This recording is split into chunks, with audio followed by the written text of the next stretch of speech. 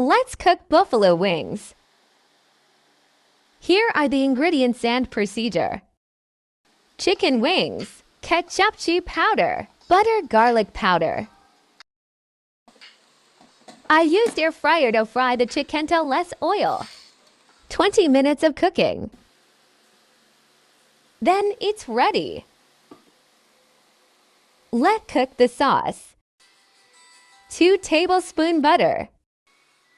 3 ketchup. 1/2 tsp soy sauce. Pepper. 3.5 sugar. Mix and put chili powder. Put the chicken wings to the sauce and mix. It's ready to serve. Thank you for watching.